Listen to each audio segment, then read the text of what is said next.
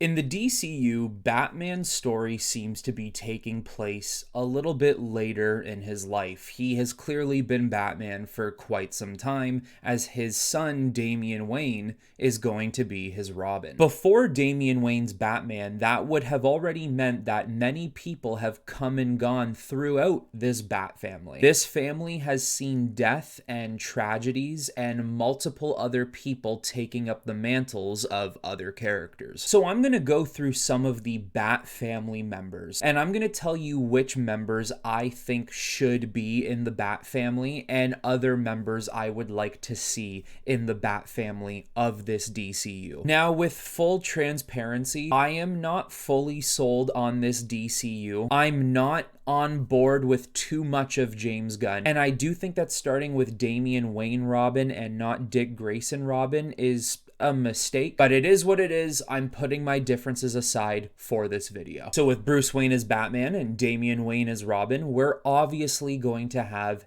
Alfred Pennyworth. Now, they could do some sort of crazy curveball where Alfred is dead in this world. Something terrible has happened and they lost their butler, but I highly doubt they are going to do that. Alfred is very integral to a Batman story, so without Alfred, it feels like you're missing something, especially in a world where this is a brand new Batman and a brand new story. We're gonna need him. Next, you have to look at all three of the Robins before Damian: Dick Grayson, Jason Todd, and Tim Drake. I'm assuming at this point in time, all three of these Robins have come and gone. Dick Grayson is going to be Nightwing at this point, and Jason Todd has likely died. Now, the interesting thing about this, has Jason Todd died and come back already known to be Red Hood, or has Jason Todd died and not come back yet? A story a lot of comic book readers, comic book fans, and even generalized audience fans would be interested in watching is a Red Hood movie. Batman learning that one of his most trusted sidekicks,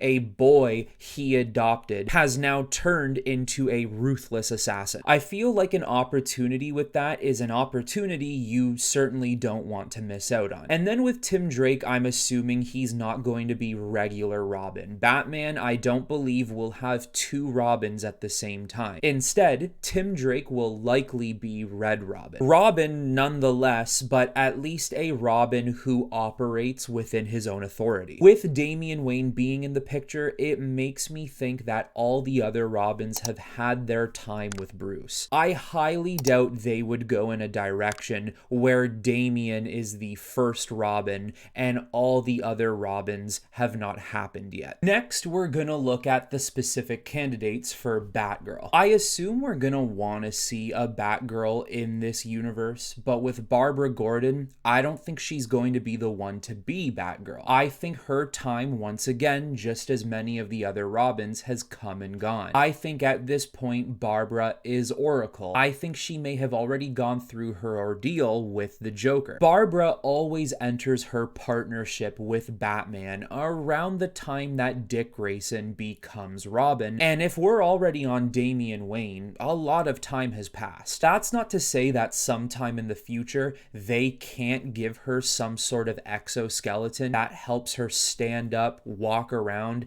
and maybe even one day put on the bat suit again, but I do believe they're going to want to develop her as Oracle, create her relationship in that form with Batman, and also it makes me think that they might want to do this so they can feature Oracle as a team member of the Birds of Prey, the team member who sits behind the computer and basically strategizes and communicates with the rest of the team. Then you have Cassandra Cain and Stephanie Brown. One of them, I think, is going to be a Batgirl in this world right off the bat, or one of them will become the Batgirl of this world. In my opinion, you can already scratch off Stephanie Brown. She is not really well known by anybody, and you could say the same thing about Cassandra Cain, at least within the general audience. But Stephanie Brown, I also believe, is not as interesting as Cassandra Cain's version of Batgirl. Cassandra could already be a part of the family, or will eventually be part of the family, because she is simply just a much more interesting character. Her mother is also another another very interesting character in Lady Shiva. She's a fantastic martial artist, a potential top 5 in the DC universe, and her bat costume is really unique and really cool when you compare it to the other costumes in the Bat family. Not only does Cassandra Cain keep in the fact that a Batgirl is in this Bat family, it also does help bridge maybe storylines and other characters to Batman involving other martial artists around the DC universe. Now I look over to Catwoman. There's about to be a lot of assumptions here with Catwoman. Since this world is a little more developed, I would assume that Batman and Catwoman have already gone through their growth spurts together. I'm going to assume she is out of her somewhat villain phase and is more of an anti-hero who helps Batman and the Bat family on occasions. She's part of the Bat family, but doesn't necessarily want the title of being part of it. I'm going to assume that Selina and Bruce do have an on-again, off-again relationship. Two people who are in love with each other, but because of Batman's strict code and Catwoman's selfishness, it does keep them drifting apart from time to time. But my assumption of Batman and Catwoman having a relationship together is coming from the assumption in which I am assuming that in the DCU, Batman and Catwoman are going to be the romance. Batman could have other females in the DC universe that he could easily be with, but I do have a feeling that Catwoman is going to be his DCU relationship. Next into consideration, I have Batwoman, Kate Kane. I don't necessarily think this Bat family is going to have a Batwoman right off the bat, and in all honesty, I don't even know if the future of a DCU requires a Batwoman, but I would not be surprised if over the course of Batman films in this franchise or other TV shows and series that are Batman related, like a Robin show or a Titans show or something, I could see them referencing and Easter egging Kate Kane. If this DCU was to end up elevating the way an MCU did for Marvel, well then yes, years down the line, I could pretty much guarantee you would see Kate Kane as Batwoman. As of right now, I don't feel as if her existence is very necessary to the DCU, and I don't think she will be a piece of the DCU as of right now. Besides, Batgirl is far more of an important character. There's also Huntress, who could be part of this Bat family, and she's a 50-50 for me. She could very well be in the Bat family or one day be part of it, or she's just not there at all. If you're gonna use Huntress, I believe it's gonna have to be Helena Bertinelli. I don't think it's going to be Helena Wayne, unless they want to do something very different here, where Bruce doesn't just have a son, he has a daughter as well, which would kind of be interesting, I'm not gonna lie.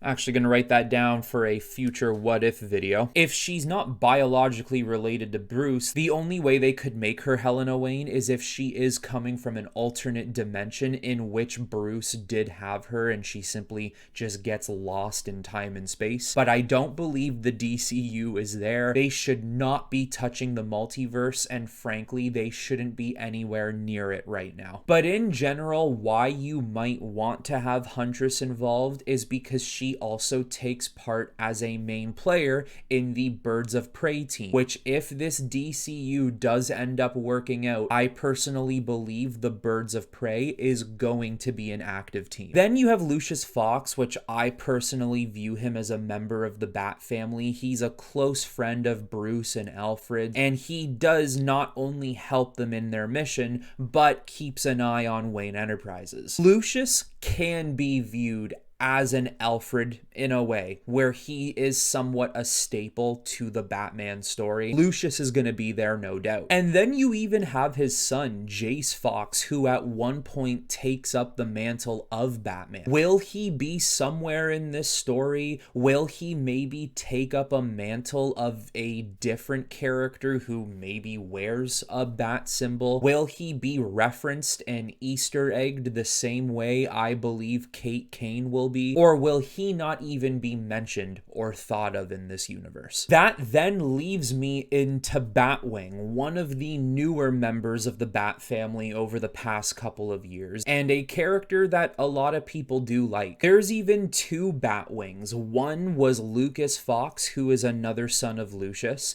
and then there is the very first one, David Zavimbe. There's a possibility that one of them exists in this Bat family, and maybe over time, if they don't exist at the beginning, they will come into play later. Moving farther down the line, you have characters like Azrael, even Stephanie Brown as the spoiler. There is a lot of potential for this Bat family. It's just the question is how far and how deep do they want to make the family in the first place. Overall, I think the safe bet here is to assume we have a Nightwing, we potentially have a Red Hood, we have a Red Robin, we have Robin in Damian Wayne, and we have Oracle along to go with Batman. I think all the other characters that were mentioned in this video, as I would be interested in seeing them, they can start to appear as the universe starts to develop. But there you have it, everyone. That is some of my opinions on the Bat family members who could and should appear in the future of this potential DCU. So now in the comments below, let me know some of the Bat family members you would like to see on screen besides the obvious Batman, Robins, and Batgirl. That is all I have for you on this one, everyone. So until next time, I will talk to you all very soon.